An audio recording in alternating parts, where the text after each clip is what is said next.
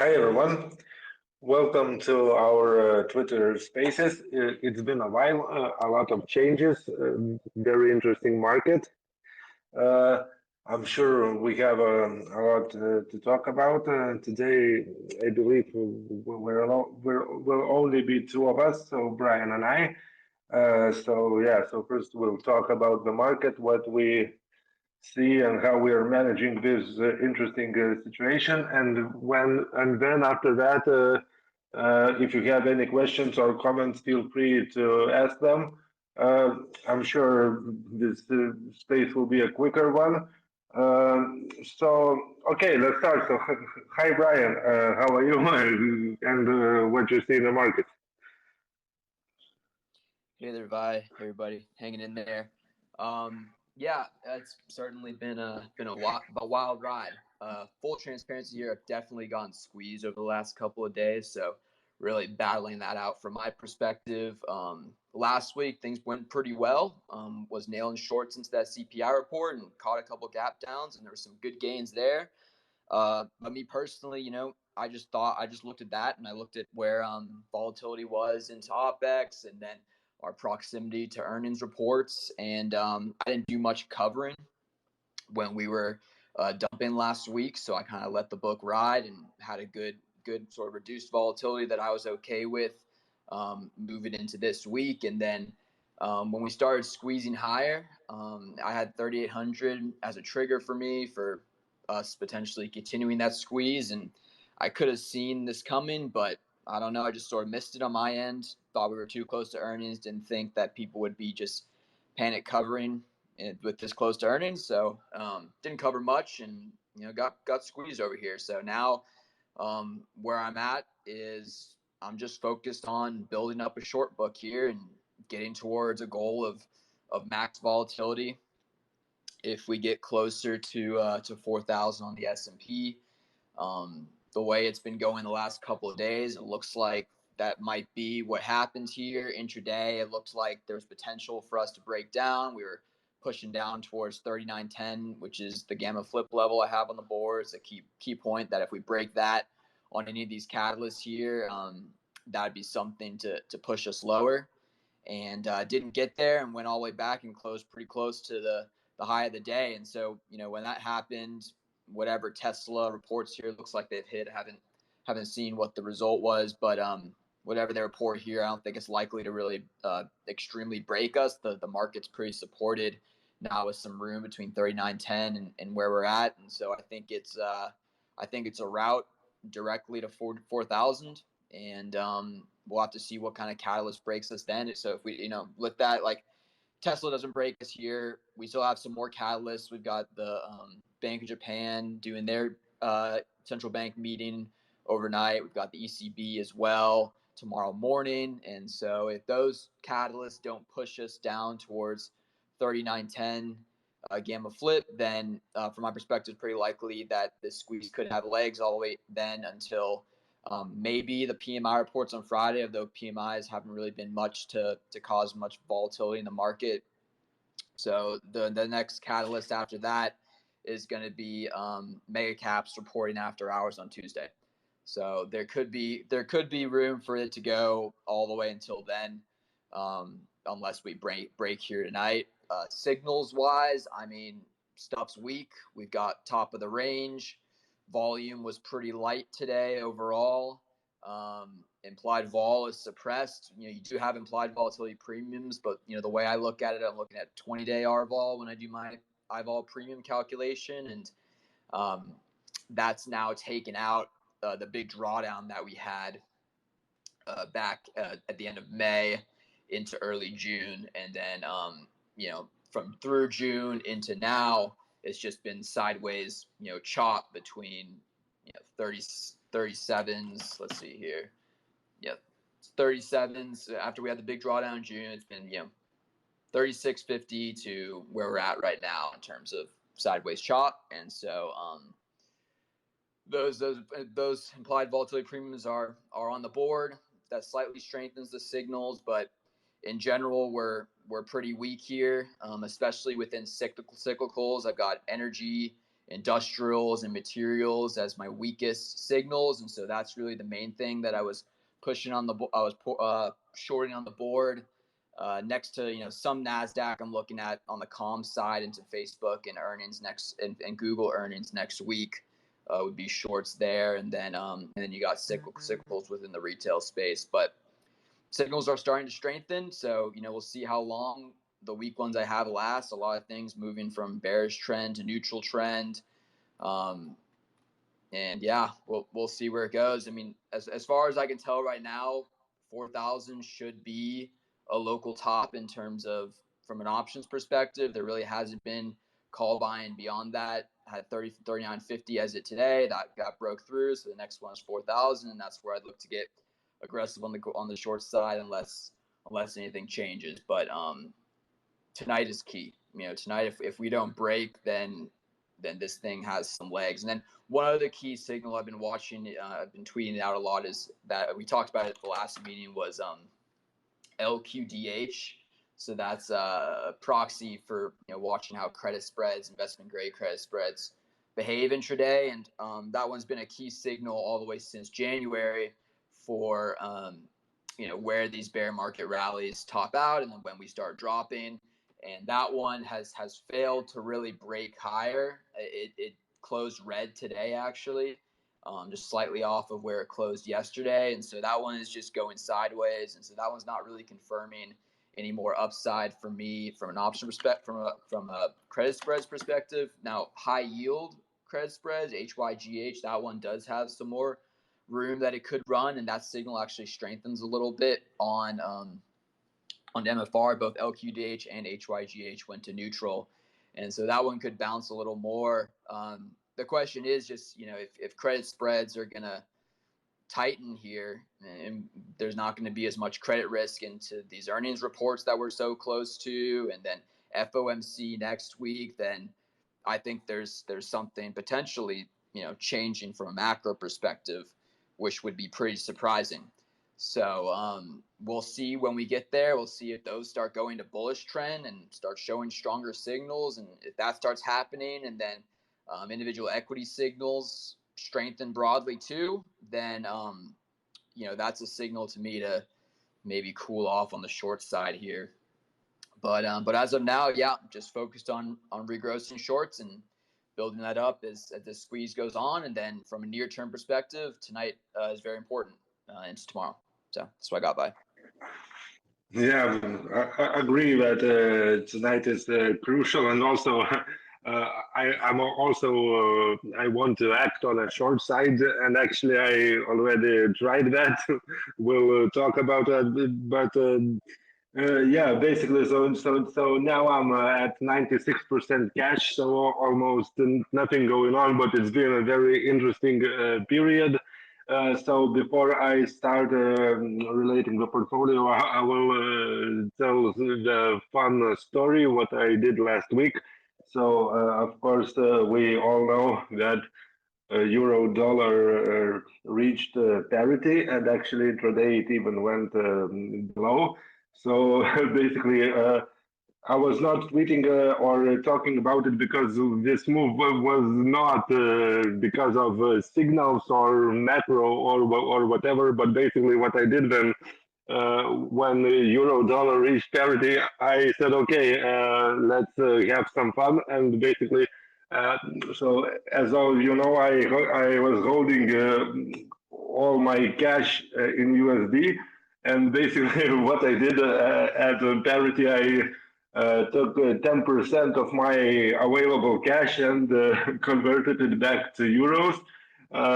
Just because, okay, I thought, okay, if something happens anyway, my expenses are in euros, so I will try that. So, of course, signal was bearish, and overall macro picture, especially in Europe, is not good. But basically, I thought, okay, parity is something big, so we should at least see some resistance there.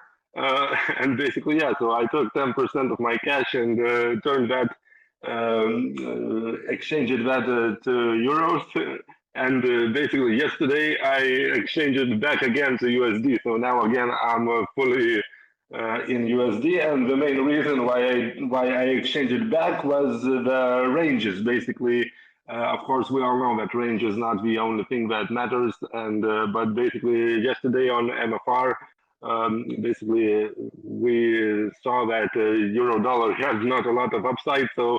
I exchanged it back, so made a quick 2% on that 10% position. Yeah, why I'm talking about that is because it just uh, I just had some fun, and I was right. I still think that, of course, euro can break that parity and go a lot lower. So, and especially now when the dollar looks strong again from the upside downside ratio perspective. Yeah, but just wanted to, tell you a story how I did an experiment with that parity. So anyway, so now the squeeze. Of course, affected my only position that I had from before, which is XLU IWM spread. On Saturday in my video, I told you that I closed that EW thing. It was a good idea because after that it went down further. I still made some money on that spread, but not a lot. But what I did. From the signal perspective is basically I hedged that XLU IWM spread. So I basically used XLU puts to hedge some exposure to XLU, and the main reason is that basically XLU from the momentum wise XLU now looks terrible in all five time frames. So basically, 5 day, 10 day, and 30 day, it's all negative. So the most negative things from a momentum perspective is SLV, XLU, and gold. And because of that, I decided that we needed to hedge that thing for a while. My overall macro play and overall view on the market haven't changed, but because of what was happening signal wise, I needed to do that. And yeah, regarding building shorts, so actually on Monday before the close, I already started to short the market. I chose QQQ. The main reason was the rising correlations and the range. So, of course, a lot of stuff this week is at the top end of the range. And it was still a bearish trend. So on Monday before the close, I shorted an initial position, a very small one, 1% of the QQQ. But as we can see now, it was not the best timing. It was not a great idea. So on Tuesday, I hedged that thing also. So I haven't closed it outright. I just bought some IWM. And with IWM as a hedge, I bought more of that because at the same time, that IWM position hedged not only this QQQ short, but also my XLU IWM spread. So that's why I just bought more to even things out. So now I use XLU puts and long IWM to hedge the spread, and also long IWM to hedge the QQQ. I'm now from overall signal perspective, I think that the close top of this bear market rally is quite close. So of course patience is very important thing, but I still, I think that soon we will have a chance to start shorting this market quite heavily, and I know that a lot of people are already doing that, and we can see that from the range perspective already, because not only on Monday but on Tuesday and today, basically a lot of things show that upside downside ratio is way below one. So, for example, now real time numbers show SPY upside downside ratio of 0.44, and we can see quite similar things in QQQ of 0.6 and IWM of 0.3. So yeah, but because I was a bit early, doing that. So I decided that from risk management perspective, for now I need to hedge it. So we'll see what tomorrow brings and what the futures will do overnight. And yeah, like I said, I also agree that tonight is crucial, and I also want to be building my shorts, and I also want to short this market quite heavily. So compared to 3 weeks ago and some other spaces in the past when I was talking about the patience and so on. So now patience is still very important, but now I already want to initiate real shorts in this market quite a lot. So of course I'm waiting. But basically, signal-wise, some things have changed. So yeah, from momentum perspective, yeah, of course, the worst things, like I said, in all time frames is silver, XLU, and gold. But basically, now we see that in the short term, 5 and 10 days, even Bitcoin has a strong momentum, and all the major things, so IWM, SPY, QQQ, they are signaling a strong positive momentum. And Brian, I believe you also noticed that, but the Hurst exponents are quite high, and they are going up. So it's hard to tell without having at least another day in the market to see where this Hurst exponent will bring us, because like I was talking about, that Hurst exponent is not directional. It just shows you that this move is not choppy. So in the short term, this move is not choppy. So if it reverses, it can also reverse hard. So how I interpret that high Hurst exponent that we see now is that if we see some red days, it can potentially reverse really hard as well. But of course, for that we need to see at least some bearish move. So yeah, from main SPY sectors momentum, like I said, stocks look good except XLU. Bonds are negative, and even Bitcoin is positive. So yeah, and from the developed markets, what is also interesting, basically, that almost everything stock-wise, so all macro and country ETFs, almost everything on 5 and 10 days is positive. Basically, not a lot of negative momentum is happening there. So we can see that this squeeze is basically not only related to United States, but it's international, because stocks are going up almost everywhere, and in Europe, Asia, and so on. But still, on 30 days, everything momentum-wise in developed markets is negative. So I still have that EWH, EWO spread in my watch list, even though I don't have a position. But basically, now the signal is quite reversed, because actually in 5 and 10 days, EWO is positive and EWH is negative, and of course and some fundamental and macro things related to China and Hong Kong affected that. But basically, how I trade those things, when I have in my watch list, I'm quite quick to reverse. So basically, I don't know if the next position in that spread will be bullish or bearish, maybe even bearish, but still, from correlation wise, ZWH and EWO are very interesting, and I have them. So yeah, this is about the momentum in developed markets, which is very positive in the short term also. So this rally is very interesting for that, because before that, since the beginning of this bear market, let's call it November or December 2021, we had quite a lot of scenarios where US was going up and everything else was going down. So now it's not the case. So of course, it also affects the correlations that are going up, but still not extreme.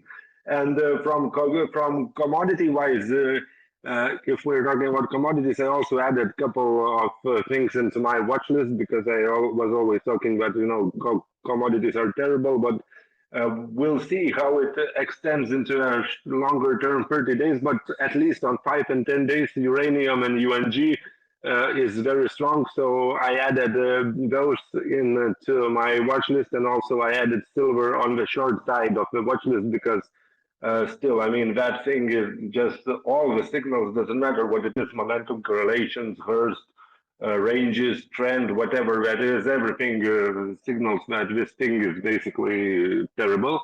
So again, I don't have that position, but I'm monitoring that thing closely. And also another reason why I want to short that market soon, because finally spy sector correlations are going up. I still want to mention that those are not extreme yet, but those are going up already. So it's a good thing. And if that continues, I will be even more confident to press the short. So basically, one thing to note is that stock bond correlation is only positive on 5 days. So on 10 days it's negative, and on 30 days it's quite neutral. I believe it's about zero. So real time data. So yeah, of course, I would like that correlation to go up, and based on the market actions in the last couple of days, it can happen because, of course, even today, stocks up and bonds up. So another and that's actually really interesting thing because VIX is quite low, relatively low. If we are talking about this regime, yeah, it's quite low. Stocks are strong, but bonds are bidding also. So another thing to note. So basically, yeah, my current portfolio is basically 96% USD, and remaining 4% are my hedges. So again, I use beta weighting on those hedges. So of course, it I can never say that I'm 100% hedged, but close to that. So basically, even those 4% are not moving a lot. I believe my hedged PA except cash, they moved like I don't know, 6 basis points, something like that. So I'm on 96% cash, but from the hedge perspective, almost 100% cash now. And I want to short those stocks quite heavily. So yeah, but like I said, momentum is also very important because on Monday I tried to do that, and signal was quite clear, except the momentum. Everything was signaling that it's about time. But yeah, it was a mistake, not a terrible one, but timing wise, it was still a mistake. And I will repeat, yeah, that basically uh, it's the best to act when all signals combine to tell you the same thing. But I was kind of I ignored momentum a little bit because on 30 days it still looked very negative, but yeah, we saw short-term momentum's positive, and I was still open the 1% QQQ short position, but I was forced to hedge that position yesterday, and still it was a good idea, of course. So yeah, that's about it. Basically, I'm getting more and more bearish, but it's especially in this regime, it's very important to um, have a quite a good timing and position sizing. And good news is, at least for now, uh, it looks like this chop is weakening. So markets are more persistent. So all we need in this scenario is just some signs of reversal. Maybe it will happen tomorrow or soon, or maybe we will have to wait. Yeah, but yeah. So basically, that's my view. If I got a question, I've been tracking those momentum scores that you put out daily, just kind of seeing how they strengthen and how they weaken. So like my question is on things like SPY. SPY's held like a positive momentum score throughout this week. It was kind of weak on Monday, and then it's progressively strengthened into today. But like you said, like the 1 month momentum score is still negative. So do you ever short things when they have the short-term positive momentum score if there's a negative momentum score, or do you ever or do you wait for all durations to go negative before shorting? Yes, sometimes I do that. It depends on the view, of course. I usually tend to do that with macro instruments if all our signals are right. So I don't call SPY a macro instrument. It's totally different thing. But some macro ETFs, some maybe sector ETFs or others. If my overall view is supports that, and my time frames are bigger, higher. So I can do that sometimes. So I cannot say that no, I never do that. Of course I do, but it's always better to have that momentum. Positive or negative based on your position on all time frames. It just makes it more clear. So I would never do that on things like SPY or individual stock names, but on some macro related stuff or even fixed income stuff, if other signals and other correlated assets show that, I can do. Yeah, and also, yeah, good. It's good that I started to talk about correlations because what I do sometimes. So simple example, if asset has, let's say, a negative 30-day, but positive 5-day or even 5 and 10-day, whatever, but some other asset or assets that are heavily related, so that have, of course, high correlation and also you have relationship from macro or sector perspective or something like that. So if other assets show momentum, same momentum on all sides, and other assets are showing the reversal, but for other reasons, let's say I want to open position in not those assets, but in that one which is only negative on 30-day. Yeah, I can do that, but I need some support from other signals. So sometimes I do that fractal thing. Where the fractals, usually you are not only looking into different time frames on the same asset, but you are looking what is happening in some related assets. So yeah, sometimes if I see a clear sign on other assets, but based on some reasons, it can be tax reasons, it can be liquidity or volatility or options. Option liquidity, yeah, I can choose that other asset which still has, let's say, 5-10-day positive, but 30-day negative. Yeah, but I need support from other signals and sometimes from other instruments.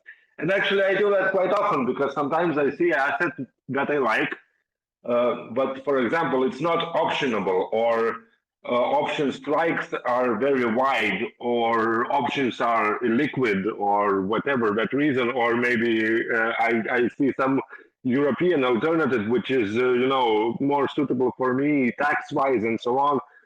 So then I search for those alternatives, but if I see that those are really related and of course highly correlated, yes, I can do it. Got it. That makes sense.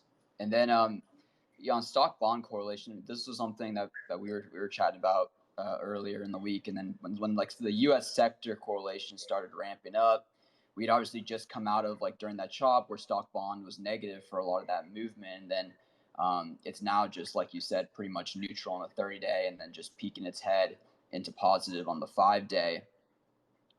Do you think that we need? I mean, obviously you started shorting before that went fully positive. Like unlike prior drawdowns, now that bonds have transitioned from a trend perspective to bearish trend on at least the 10-year. Do you think that we need to see some very positive correlation between stocks and bonds before a drawdown starts, or is that now lower on the list because we've made kind of that transition on the trend on yields? Yeah, good question. And yes, it's lower on the list because first of all, on some time frames, you can see that this correlation is lagging indicator, and on other time frames, maybe if not leading, at least coincidence, so it reacts faster. So basically, of course, the one to react quickest is 5 days. So if I see this scenario, so positive on 5-day and neutral on 30-day, but it's still negative on 10-day.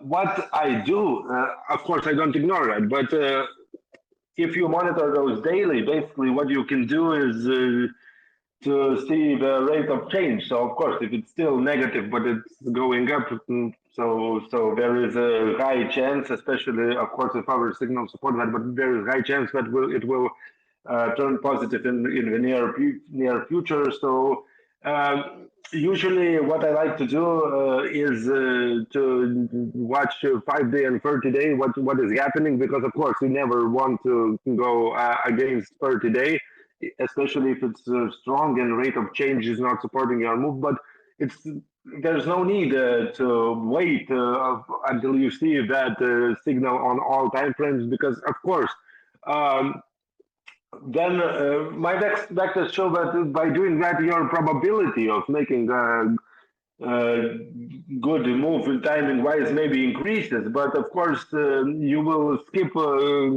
sometimes you will skip quite a big chunk of the move. So yeah, it's definitely lower on the list, because if that happens, the move can be started. But of course, not always, because, like I said, this positive correlation, it depends on the regime, and the regime, can at the same time there can be different regimes based on your time frame. So of course, based on the longer term, like 6 months or 3 months or whatever, it's a bear market. But if you watch like a few weeks or so the regime can be different. But so it can work both ways. So that's why you still need some support. So of course we have 5 day positive correlation, but that can be uh, not necessarily bearish if the market is going up strongly. I mean, it is significant, but it means the risk is building up, because when the stock correlations are going up, risk is building up, but you don't know at that point if the short-term risk is to the upside or to the downside, because what if the risk is to the upside? Yeah, I mean that's pretty much like what we just saw, right? I mean we saw SPY sector correlation strengthen pretty strongly positive into the last 2 days of up moves, right? Yes. Yeah, correctly. So correct. So that's what is important, because some of those signals are not directional, and how they work, it depends on the regime, and of course also regime depends on the time frame. So correlations show you that the risk is building up. So basically, it can be that everyone is bidding, or it can be that everyone is selling. So yeah. Usually, when everyone is bidding, it means that this tower is about to fall, and it can't last for a lot longer. But for example, if so this is this scenario. But in our scenario, let's say market is going down and it's going down for a few weeks. So basically, let's imagine that now the situation is the reverse of what is happening now. So instead of market going up with high bursts and high moves, market is going down with high bursts and high moves, and it lasts for like 2 weeks, and we have a lot of red candles, and stock bond, sorry, not stock bond, but stock sector correlation is going up. It means everyone is selling, so it also is a signal that it cannot last for long. So yeah, because so yeah, and so things like Hearst and crowdiness. I call it crowdiness. Of course, other people do crowding analysis, so they do a totally different thing. But basically, you can also think about those correlations or crowdiness. So it depends on what's happening, and it depends if the short-term risk is on the upside or on the downside. So that's why correlations is good and very important, and that's why I use them and tweet them and always talk about them. But uh, you still need other factors in your trading, in your model, in your risk management, everywhere, because uh, what if the risk now is to the upside, not to the downside? Of course, on the longer term, I don't think that that's the case, because, like I said, my view on the market is still the same. But with this rally, we need at least a couple of things. Basically, we need to see at least a couple of things to try to time the reversal, because if you only use one thing, doesn't matter which one, correlations, ranges, options, Hearst, whatever. If you only use one thing, most likely it will not work out. You need a combination of other things. Yeah, it was really interesting. Like looking back, kind of reviewing what happened last week when we were, trying to break down. We had gotten to 3,700. Something I was noticing was we'd break 3,800, draw down to like 3,750 or whatever, and we'd see sector correlations weaken. So like Yeah. on the 5 days, especially the near term, like it went to zero, just weak correlations pretty much. And so that, alongside the signals of consolidating ranges and kind of being closer to the bottom of the range, that would have been a signal to cover shorts, right? Because risk isn't building up directionally to break it any lower. And so in this scenario, let's say tomorrow, with whatever happens overnight, we break down and we go back down into towards 3,900. We should, if we think that move has some kind of significant volatility to the downside that can last, we look for that sector correlation to remain heightened.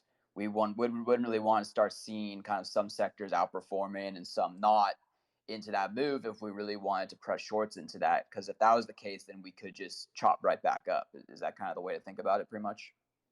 Yes, absolutely correct. 100%. And yeah, as an example, if for example I had shorts last week or week before, I would have closed that. Yeah, just exactly based on what you said. But because I didn't have any shorts, so I did nothing. But yeah, absolutely correct. Yeah, and like on not only that, I mean, last week Hearst across the indices were pretty weaker too, right? We had like SPY and Qs were at like 0.6, so it was everything was signaling chop and not really signaling a big breakdown. And so now on the flip side, I think the question, like you said, like everything's actually pointing now, momentum wise, correlation wise, Hearst wise, for this move to continue unless something turns it around. And so like also like from an options like dealer positioning perspective, up here in the high 3,900s, we're in positive gamma. So dealers are like supporting this move higher by suppressing volatility on the ups and downs, just kind of carrying it higher. So unless we have something that can break it, which is why tonight's so critical, it looks like Tesla earnings didn't do it. So now next is BOJ and ECB. If they don't break the market, then that move can continue to 4,000. And then, is there something beyond that that can push it even higher before Megacap Tech earnings on Tuesday? But, again, on the flip side, if we break overnight, then we're looking at if we go to 3,900, we break through Gamma Flip on that, correlations stay high, Hearst stay high, then we're looking at a real drawdown that really doesn't have much support, especially if you get through 3,800. So then that could be the start of the next leg down. And so that's kind of the key point we're at here. And I'm sure, Vi, if you saw that, if we saw us break down overnight and we're holding that move and correlations are staying high and Hearsts are high, I'm guessing that's a signal for you to definitely be shorting as well. Oh yeah, absolutely. And yeah, even though upside downside the ratios are very low, but still, for example, top end of the range for SPY is above 4,000, so approximately 4,030, and and also VIX range is not only signaling not a lot of downside because low end is like 22 or something, yeah, 22. But not only that, but that range for tomorrow is very narrow. So basically, we have like 22 to 26. So of course, what's important is when you refresh it intraday, then the market is already open. But basically, based on end of day values for tomorrow, basically volatility is very low, and probable volatility is also very low. So we need something, like you said, we need something to change that, because if range on volatility will remain narrow, it will also be signaling that basically two scenarios. That, of course, scenario one is that maybe market will not fall a lot. Scenario two is that doesn't matter to which direction it will go. Scenario two is that the chop can happen, because usually you can see that basically if volatility range is really narrow, Usually, after a few days, you will see lowering hursts and narrowing ranges everywhere. And of course, we are traders. We are not like long-term investors, so we want that probable volatility and probable outcomes to those probable outcomes to be wide. So at least what I want to see is probable outcomes and volatility to start widening, because now I don't know, basically uh, for tomorrow, if that continues and if this range is right, of course, like everyone knows, it changes when the market is open. It changes all the time. But if it if it don't change and remain as narrow as it's before, it's not very encouraging to start shorting the market. So yeah, basically you said a very good thing. We need something to change that, some catalyst, some signals, some events, something.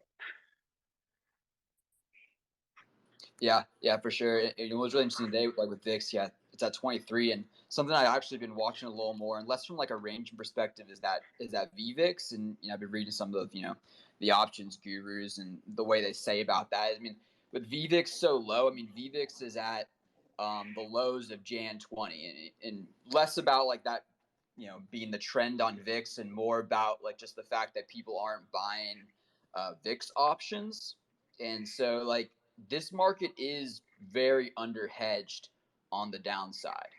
And so like Vi was saying, and like things are lining up here, through the catalyst tonight with the ECB, and then next week's we just have a bunch of earnings next week, not looking good from Google and Facebook perspective. They shouldn't put up good numbers, and you got all the like big caps, especially Tuesday. Tuesday is a huge day, and so like there are things that are coming over the next week and a half that could change that. And so like what should be flagged here, and you know why it's, if you do have shorts on at this point. I mean, I have shorts on at this point.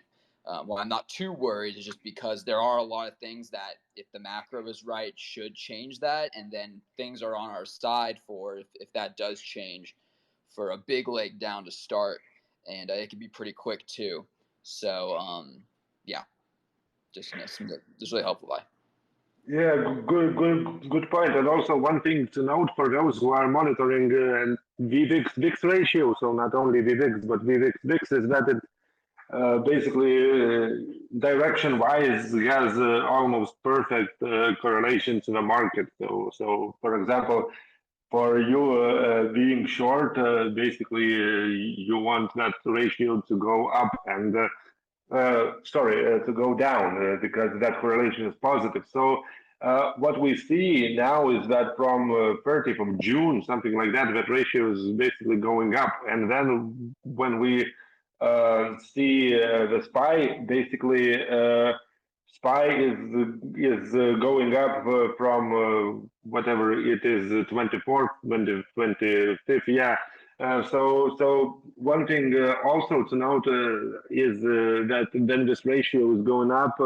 It's also, as an example, like I said, if you have two columns in your spreadsheet, one is the reasons to go long, another is to go short, or whatever. Basically, falling ratio should be the reason to go short and not the other right. But of course, there is a slight lag.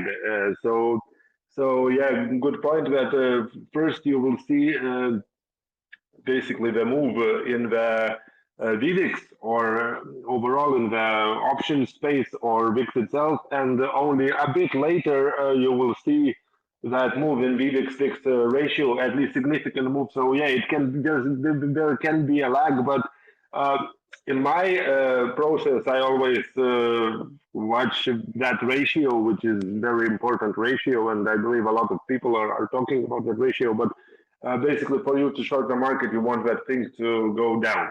And yeah, sorry, if you are watching the long-term chart of that ratio, yeah, it is going down. It is relatively very low, but now since like 30th of June, it's going up. So it's not the best thing to see if you really want to press short. yeah, that one's pretty interesting, but I mean, so out of everything in MFR that's been changing, I look at that VVIX or VVIX over VIX ratio every day, and that one's been bearish trend with lower lows. I just refreshed it. It is again today throughout this entire move. Now I guess because it has a pretty it has a 0.51 Hurst, so maybe it doesn't matter that much because it's pretty mean reverting, but it's been bearish trend for the entire year pretty much. Yeah, it is, and of course, another reason for that, yeah, first of all, it's random, like a lot of things related to volatility, but that randomness can be a good thing. But basically, that range is basically that it's a derivative of a derivative of a derivative of a derivative. Basically, even I believe it's a like fourth derivative because all those things are derivatives. The ratio is derivative, and then to calculate the range, I also calculate volatility on that ratio. So basically, and that thing is like we all know. I mean, moves cannot be compared. So based on Hurst and all probable outcomes, yeah, basically it's bearish and with lower lows for a long time, and it's quite normal. So lower lows is a good thing, and that range and being bearish is also a good thing. But if I had to add one more thing to the equation, I would also add basically the daily direction of that thing because you just wanted to go a bit lower for the market to go lower as well because not based on other signals, but based on overall basically what this ratio tells you and the correlation. So basically, because that thing is positive correlation to the market. So I mean, if market is going up, in most cases, that ratio is going up, and vice versa.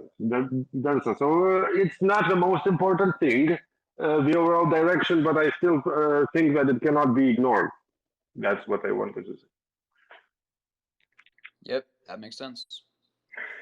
Okay, so maybe if our listeners have questions, so let's answer them. So yeah, everyone, if you have questions or comments, just feel free to ask them, request to speak, and we will do our best to answer your questions.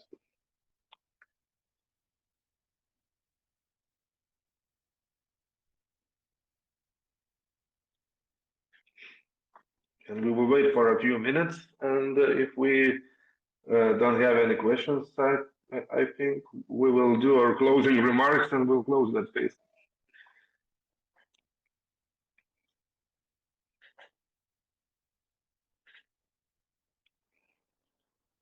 Anyone? Yeah, the questions, comments. It doesn't have to be questions. If you have something to say related to the market or what we were talking about or something interesting related to the market, feel free to do that.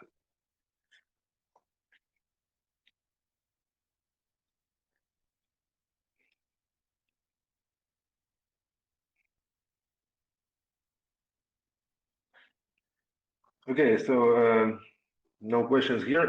If I see any, we will add. But okay, so Brian, you want to add something before we finish?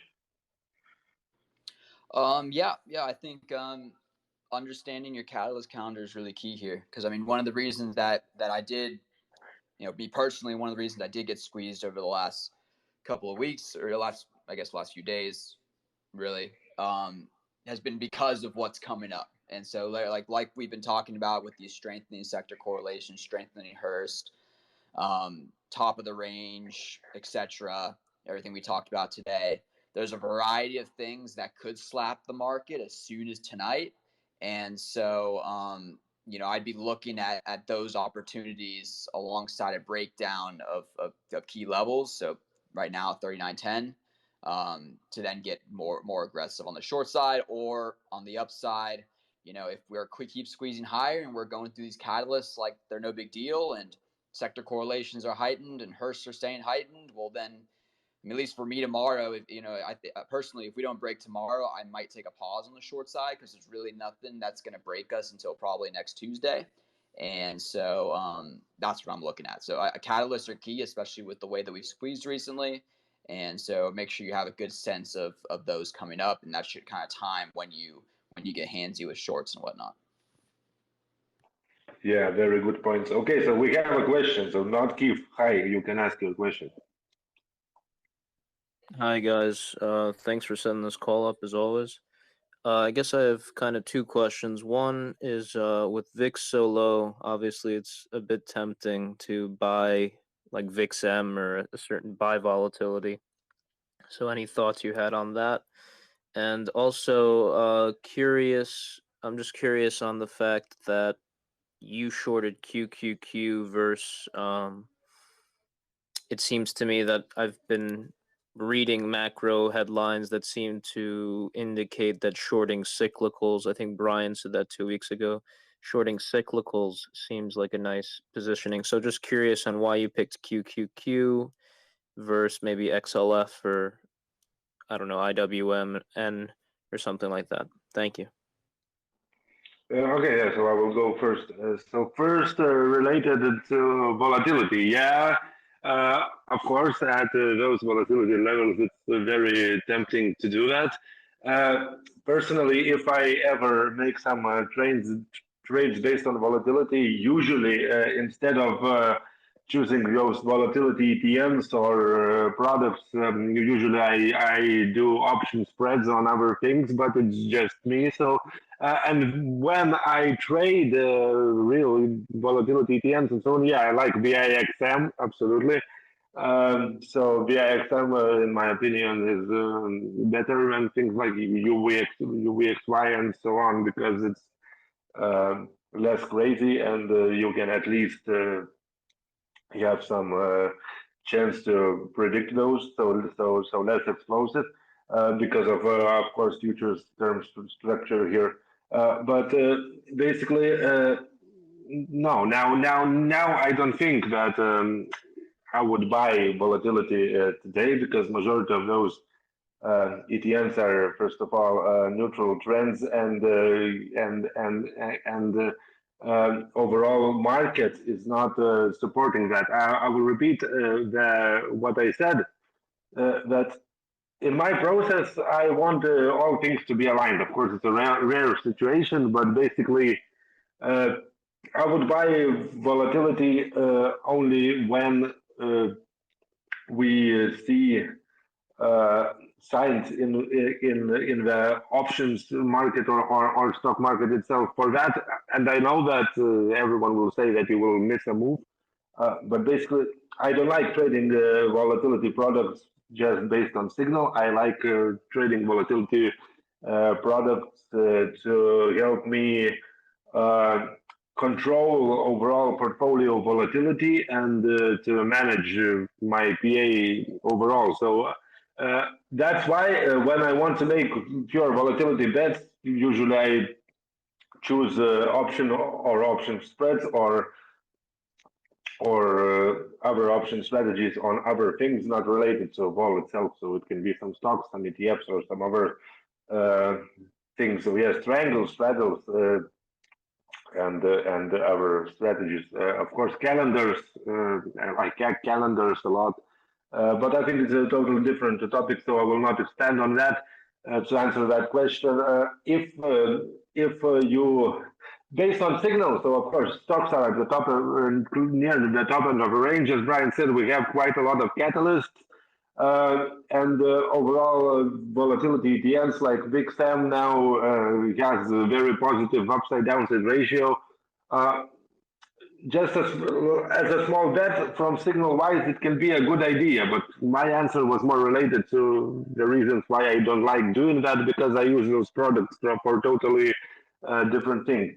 Now related QQQ, yeah, good question. Uh, I skipped IWM because I had plenty of that in spreads, and I was not ready to hedge those spreads. So basically, that's why. But based on QQQ, of course, first the reason was the range uh, that we had it very close from the top end of the range, and I believe I was not the only one to see that a lot of assets are close or at the top of the range.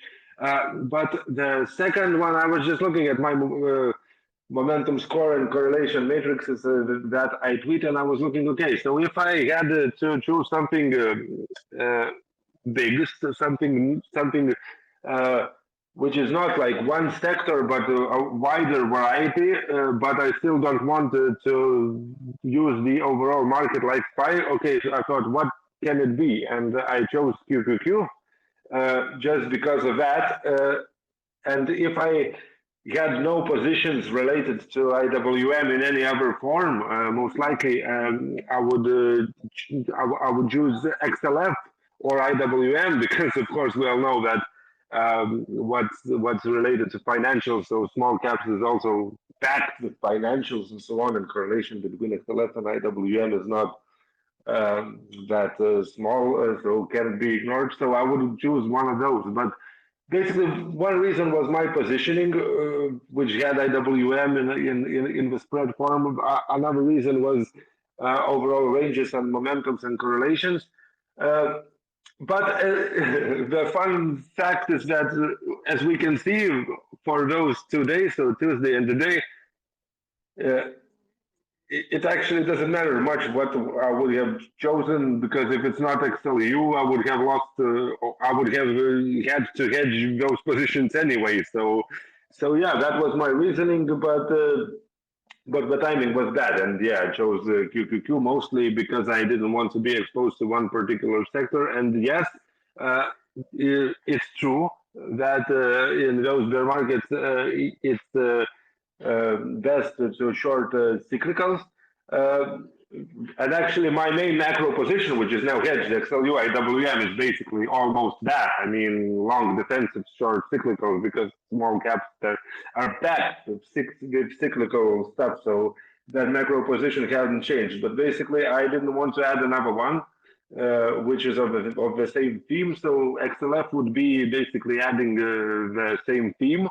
And QQQ looked okay from all our signal perspective, except momentum, of course. So, like I said, I mean, ranges were there, correlations were there, trend was there, but momentum was not there. So, of course, now we another good example why the timing was really bad. Uh, well, not really bad, but quite bad. Not good. Let's call it. Okay, Brian, you want to add? Yep, sure. So I actually don't. I actually like that Vi went onto the QQQ short when he did, and when we were speaking last week, not Keith. um, the main reason, one of the biggest reasons for pumping the cyclicals was because we weren't towards a potential market top, and we were like chopping around, and cyclicals were showing significantly weaker signals. They still are relative to tech right now, but that's mostly because a lot of tech has gone, to at least neutral trend across the board, especially some of the FANG names. And so, we had bond yields starting to break down, and that was a key trigger for if there was going to be a market squeeze, which there was for tech and related NASDAQ exposures to outperform. And so that's what happened. If you look at just the scorecard here, XLY, XLK were our top performers over the past 1 month, and XLC, right? Yeah, XLC. So 1, 2, 3, those are the big three tech NASDAQ sector ETFs. Those are the top performers over the past month, and so is Qs. And so, like, when you're in the chop there, Qs are definitely not the thing to be having on the short side if you're trying to trade through the chop. And they were the first thing to cover when it looked like we were going to be squeezing higher, even though we ended up breaking lower and chopping around. But those were the first things to cover. And then the focus was, if you did want to start having short exposure and grossing it up, was to play it from the cyclical side. And that worked well. You had XLB, XLE. Those are two names that are actually down over the past month. And then XLI and XLF are two laggers as well compared to tech and consumer discretionary. But then right now where we are, we're at a potential market top. And on Monday we were looking at, and we still are looking at, a potential breakout in volatility. Tech will get whacked in that scenario. And so I actually like starting to gross up NASDAQ related exposures here, especially into mega cap tech earnings with the potential of us breaking down on the downside. And so I think if we do have, a correlated market event downward, Qs might be one of the better shorts. I think having the cyclicals and the industrials, those are going to be great on the short side. Those are still my overweight, but they're overweight more because they can be down on days like today. So on days like today, you had REITs that were down. I started going to the other side of healthcare, which was just an absolute dog today. And there some individual industrials names were relatively flat compared to tech, which squeezed the hardest. And so you have to be careful. Like you can go to the short side of Qs when the breakdown is coming because those are probably going to be the worst on at least the onset of the volatile drawdown. But if you have them on the short side right here, they're going to probably squeeze harder than the rest. And so, like from that perspective, that's kind of the approach I have with NASDAQ. And so, I'm going to the short side right now because we're close to the top and pushing potential breakdown on these catalysts to Google, to Qs, especially within the comms. I like XLC, probably the best of those ETFs, and then XLK as well. But that's my perspective on that from between cyclicals and everything now. And like signals wise, everything could be in a point to where if it breaks and correlations, like it's all going to go down together. So those are going to be some of the big underperformers, especially in the onset of that volatile drawdown. So that's the perspective on that. And then on a volatility perspective, I actually do like slowly grossing up VIXM here. It's definitely outperforming the shorter duration VIX ETF. So like VIXY, it's better than that one. And it was actually hanging in there pretty well over the last few days. Right now it's just where it was at the bottom on June 28th a month ago. So it's really hung in there, and that shows that people do want to keep on some exposure and some protection for longer duration. What you're going to get the most punch out of if we have a volatility event is going to be the shorter duration things, or if you go into the option space, if you just go buy puts, you're going to get the most punch out of that. But if you do want to have some volatility on the board, especially if you have longs, I mean, I personally, I'm just focused on shorts right now, so I actually don't have any longs besides some bonds that are left over, but I don't really know what to do with those right now. That there's not many catalysts to really make those work quite yet. So when we get closer to those, I'll focus more on bonds. We had the catalyst. We had that trifecta of 5 in a row, good catalyst that broke bonds down to bearish trend, bond yields down to bearish trend, and then now it's just like, what's the next thing that's going to show growth is slowing any harder and inflation is slowing even harder to get bonds to work more. So TBD on that. But if you have longs, like equity longs that you think are maybe uncorrelated, that are outperforming on days like today, and you want to try and run long short, having VIX on your side is good to hedge those longs, because even if you think that if there's a market down day, those might outperform, having VIX on your side to cover that would be good. So for example, like on a day like today, staples, utilities, healthcare, all down. So like that's brutal if you're trying to run long short, long those versus short tech and consumer discretionary. You got whacked even harder than someone that's just running a fully allocated short book at this point. And even actually on a day like today, having volatility wouldn't have helped. But when we get towards the onset of these drawdowns, a lot of those defensive names that people might have been hiding in. You saw like IBM, how hard IBM was down earnings, J&J, how hard that was down earnings. People were hiding in those. If you want to protect those kind of names and still have them on the board because they still might have relatively strong signals in MFR, having volatility is a good idea there. And then just in general, like if starting to allocate VIXM here with the potential of catalyst to really just get VIX going potentially overnight. You could wake up in the morning, stocks could be down hard tomorrow. For example, maybe the BOJ starts talking less dovish. I mean, that's going to freak about a bunch of people out. You get VIX up pretty hard on that, coming off of the low end of the range. So from that perspective, getting a little VIXM in the background is good, but I personally am not going hard with put options until we're more clearly at a top or more clearly breaking down. That's when I'll start doing some monthly put options to get some leverage and punch on the downside in that move. But I'm not playing with those here. You're just going to get stopped out and take losses you don't need to. So that's my perspective on that. Yeah, totally. I will just say that, yeah, absolutely agree that VIXM a lot better than those shorter term structure products. Uh, and yeah, signal wise, like I said, it can look like a good idea to do that. I just don't do that when I don't have a lot of positions open because I usually just use those products for different things. Mostly when I have a big PA to both sides and to hedge overall exposure, but only when I have quite a lot of positions. And yeah, also I just wanted to mention one last thing that, for example, what's related to XLF versus IWM, for example. So now I have here the numbers.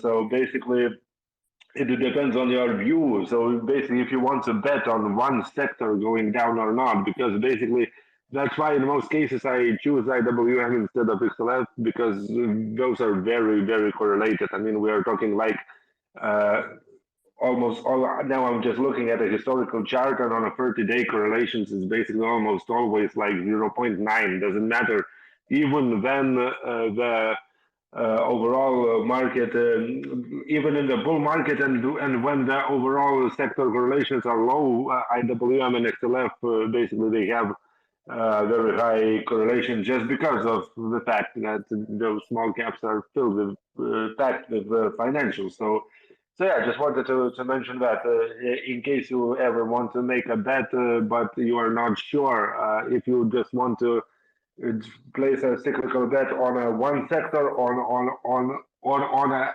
something that is more diversified. So, in my opinion, if you want to diversify your bet a little, IWM is better because on movement wise, those things are very very similar. Of course. You need to adjust that to volatility because volatility wise it's a different of course it has different volatility profile, but direction wise basically it's almost perfectly correlated. Okay, so I hope it answered your questions, and I don't see any other questions from other people. So again, last chance. If you have a question, feel free to request to speak, and we will answer that. All right, thank you Yeah, guys. yeah, you're welcome. And I don't know. Two of us, I think we will not make any bets because it doesn't make any sense. What do you think, Brian? Let's say, do we close below 3,900 tomorrow? Oh, good. Okay, let's have some fun. Yeah. 3,900 tomorrow. Uh, okay, I will say no just to make things more interesting. Yeah, I think most of my guesses have been fades. So in that scenario, I'm going to say no. Oh, okay, so we're on the same page. And you know, deep inside, I hope that we both of us will be wrong, but There you go. yeah, it's just deep inside. Okay. So I don't see a question. So thanks everyone for joining us. Hope it was useful. As always, I encourage you if you have any questions, feel free to comment on our tweet when we announce those spaces, and also feel free to ask them live. And yeah, so thanks everyone. Thanks Brian. Thanks everyone for listening, and you have a great day tomorrow, and have a great upcoming week or upcoming 2 weeks. I don't know when we'll meet again exactly.